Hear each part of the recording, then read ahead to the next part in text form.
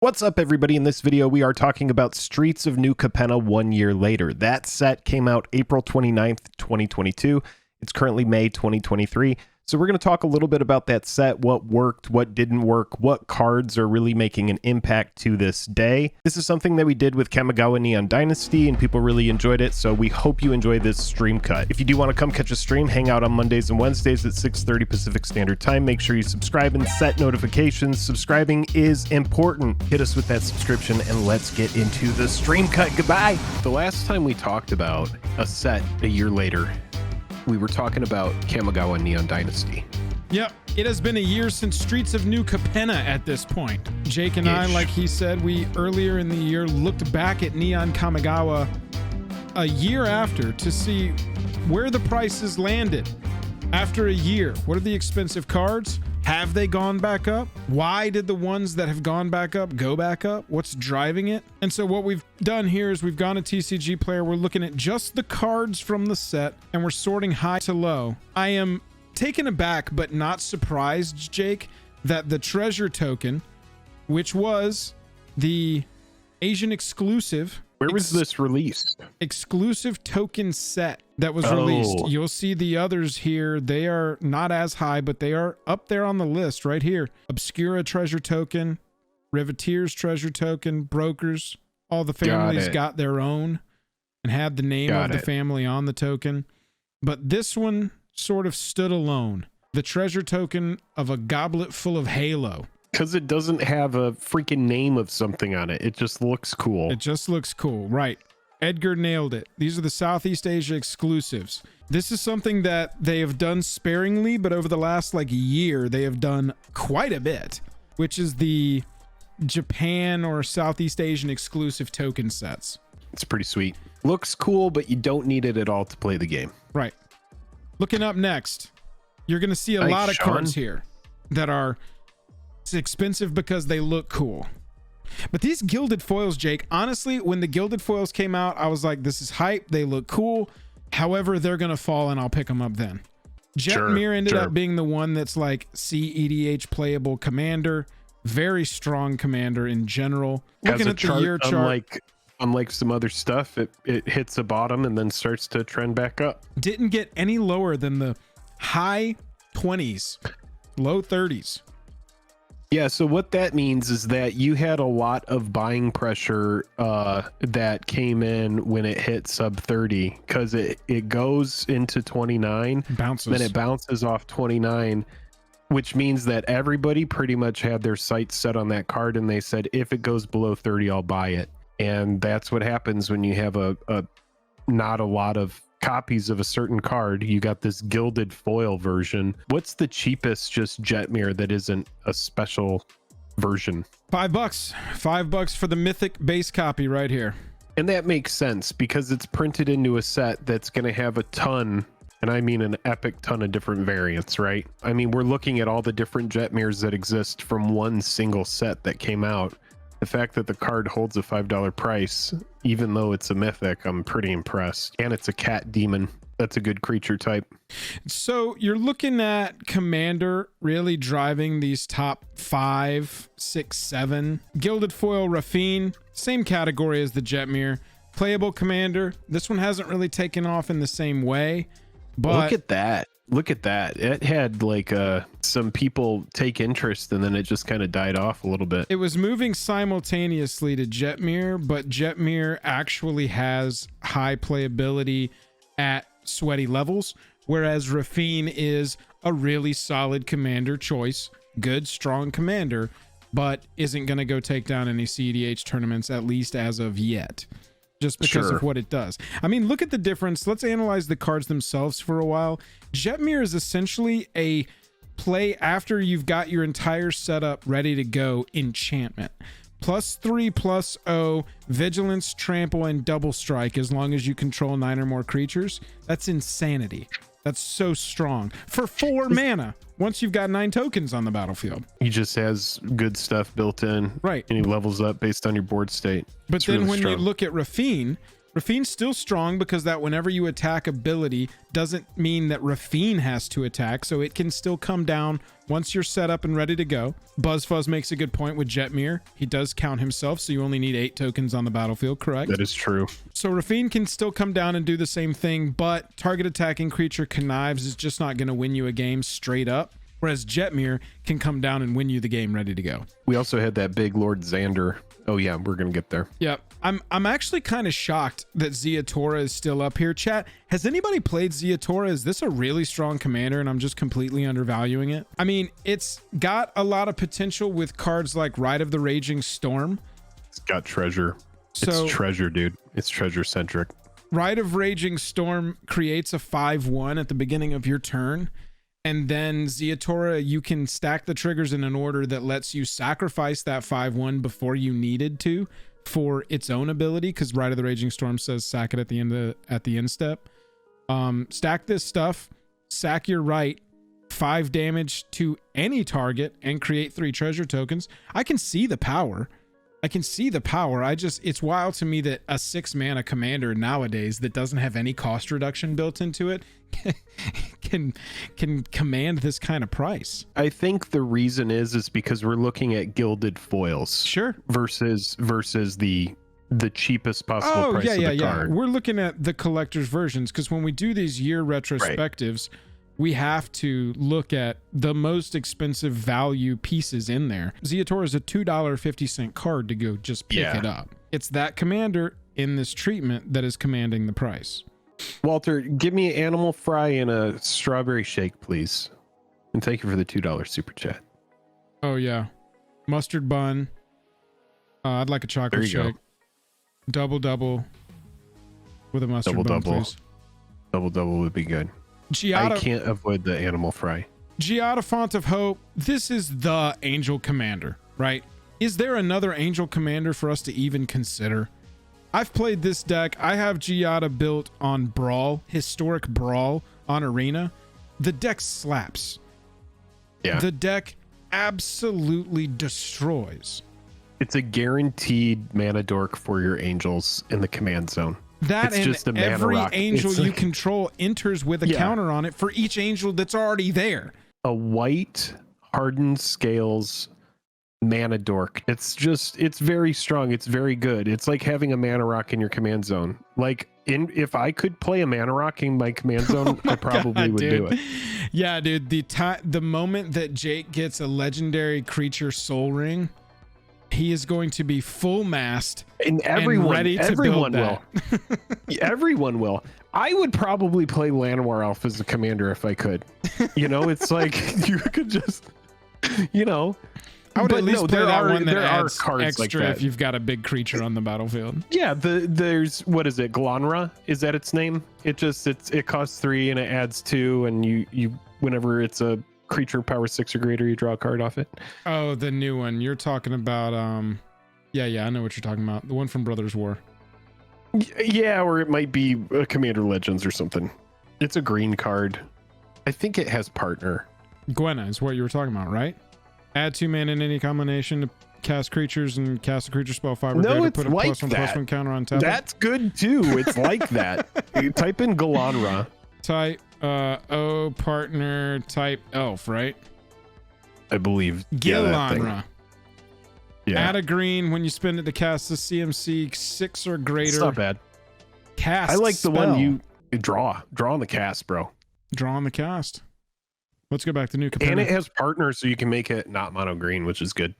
So it makes sense that a highly playable commander in its showcase foil etched version is going to command a nice little price. Can we talk about Lord Xander, the overhyped? The overreacted to? Pretty wild. This card is just good, though. It's pretty good. It's still a strong card, don't get me wrong, but it does cost 7 mana in colors where you're going to need treasure or rocks to get there. Yeah, artifact pile. I but remember when this came out, in the colors for treasure. Everybody freaked out so hard when this commander came out. Oh my god, it's going to break everything. Against this. I played against this a couple times. It was overhyped. At this point, it's still at a good price. I mean, it's the 6th most expensive card in the set at $21 market. You got some listings as low as 16, but you're looking at light play copies here.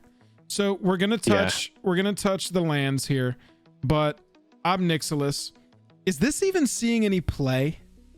It's in Pioneer. This is a Pioneer Rakdos deck, Rakdos card. I'm pretty sure it's a Pioneer card. Yeah. Telling on myself, I don't go to Goldfish a lot. It's not in my recommended. It may have some modern niche playability, but I'm pretty sure it's just a Pioneer card. It's in Standard. Looking like it's being played in Modern and Pioneer. We got Modern decks that are placing. It's silly, dude. Running. Yeah, Fury and Seasoned Pyromancer are so freaking good. I feel like Black Red is going to be well positioned in Modern and Pioneer for a very long time. Like a very long time. Well, you've got Ragavan. Yeah, not only do you have Ragavan, but like the Spyro and Fury and then stuff like Lightning Bolt and Terminate are just stupid. Just stupid. I mean, the thing is the showcase foil etched version of it, the coolest art, about $20. Past that, we've got Ledger Shredder, and we all know what happened with Ledger Shredder. This card came out. That's a constructed card. Sincerely underhyped, but it came out and it absolutely exploded in extended formats. 4 of. Obviously, that's why a rare from this set is holding a $20 price point. Yes, it's the extended, but I bet it's not too far down. Yeah, Ledger Shredder right here, $10, market 15. Yeah, that's a card you want 4 of. Right. You want the 4. Yep. I'm actually not surprised by this list. I've played against modern Commander Standard. Yeah. I've played against that freaking Obnix and just like a few times, and it is just such an oppressive card. I'm not even surprised that it still has a value. I want to see its lowest possible price. Let me take a look at that. Obnixilis Adversary. Obnixilis the Adversary. Buy it now. Price plus shipping lowest first. So $5.95. You can get a copy of it for. Yeah, I got $4.17 at TCG. Yeah, that's not bad. Walter with the $2 super chat says, "Where's all the lore you promised, guys? LMAO." Oh, hail. I'm not going to change it right now, Walter, but you are still the Monarch. I got to add $4 to the Monarch total. Minute 21 of this in and out line. Oh, God. Well, you made a mistake because you went to In and Out. So you're going to eat some good food, but you have to wait forever. After that, you've got the Triomes, and they make sense. These are the borderless versions of these Triomes. They've also got showcase version frames. Those are the ones I picked up. But the borderless ones are holding your highest price points. 15, 16, 17, 20. For the Triomes, Plain Island Swamp holding your best shots here. Best price because it's not going to be searchable. Right. It's not going to be searchable with your green. And so it's in a triome of colors here that will need help with fixing because they don't have easy access to it via things like green. Look at the next one. Blue, black, red. Same thing. Doesn't have access to the same. Right. Yeah. You just don't have the same access to fixing. After that, you got the green, white, blue one, and then the red, green, white one, and then the black, red, green one down here. Zeatoras. All of these are over $15. I mean, the price of these is being driven probably occasionally by some 3-color constructed deck that wants a couple of them. But in all honesty, this is a Commander priced card. It just has eternal playability because of Commander. So not even surprised with all of these, and it's easy to just cover them all together because they're all just very good, and we learned from Ikoria that they're good, so they were just kind of ushered into being good based on the cycle that they are. They didn't really have to prove themselves. People knew that they wanted them. So I think people sometimes forget about that cycling. because so many times you're just tutoring it up to play it. Being able to cycle these away when you do pull them late game, it's a pretty big deal. Get a card. Yep, that, and they've got the types. We're down towards the 20s, towards the 20th card. That's about how far we want to go down in these retrospectives to look at what is going to drive the prices, so that maybe we can learn some lessons and look at sets that are previewing or have just come out, figure out which cards are underpriced for where we think they will go. Look at this. Not the price that it ever was. This is definitely one where if you pulled it early, you wanted to sell it. You definitely wanted to move it. But the Elspeth Resplendent Showcase Foil Etched from Streets, holding down a little price point. Yeah, yep, absolutely, being that $15 plus. The other one, you've got Urabrask Showcase Foil Etched. So you can look at the mythics from the set, especially major character mythics, and go, oh, okay, these will probably hold a price just because it says Elspeth on it. Yeah, just because it says Urabrask on it. Like, this card is fine, but the Showcase Foil Etched is holding a big price. Not as high as it ever was. What does this teach you about the mythics? Early on, sell and rebuy is almost sell and rebuy. Almost always the move. Always a good idea. Yeah. We have not, I'm not saying it's always the move. I'm just saying that we haven't seen a chart yet that argues with that. One would be a mono Liliana foil, which is wild because when it came out, it was like 400 or 500. And if you had dropped the 400 or 500 on it, yeah, you're sitting on like a $3,000 or $4,000 card. I haven't heard of that card. Past that group of cards, you've got another Gilded Foil Commander holding about that $11 to $15. And then you got the tokens that we already talked about, and you got your base copy of Ledger Shredder. Maybe relevant to talk about is the Gilded Foil Void Rend. EDH ended up wanting it. Look, yeah, like we expected. Right. Look at the direction that this is traveling, is why I wanted to bring it up. The line is not doing what the other lines were doing. Yeah. People want this card. It's playable. It says can't be countered. Yeah. Destroy a non-land permanent, any permanent.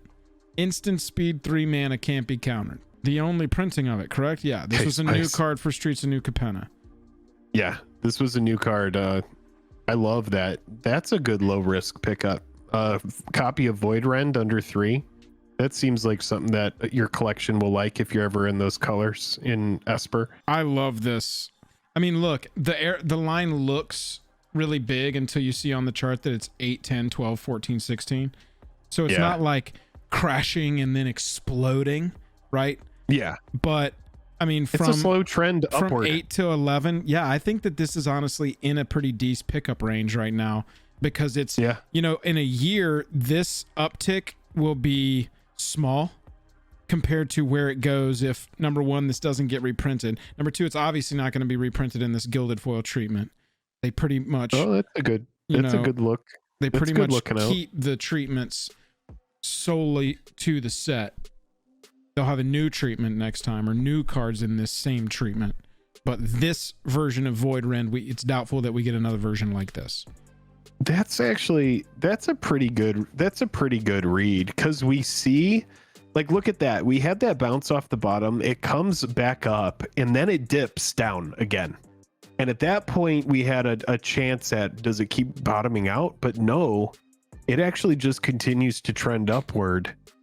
Yeah, that's an interesting card to watch. I want to look at the sales on this one. I'm seeing near mints for 15, near mint. Somebody sniped off a near mint. Look at those light played foils for under 8 is nice. Somebody saw a listing of this for $9.75 and was like, yoink! As early as the beginning of the month, we saw Void Rend Gilded Foil. Oh yeah, really good condition. Centering's a little off, and you got some damage here along the left side. Yeah, I do see Gilded here on eBay sub 10, and then I see the showcase version as low as under $4. So takeaways from a year removed of Streets of New Capenna. What can drive prices in sets? Premium versions of playable commanders, the mythic characters from the set. I mean, we've got Abi, Elspeth, and Urabrask all right here, and only one of them is actively maybe being played, and from 6 clicks on Goldfish, I couldn't even find a deck that has placed recently that actually runs the card. But it is in the discussion of some very playable mid-range Rakdos decks in extended formats. So, playable commanders, the mythic characters, and land cycles.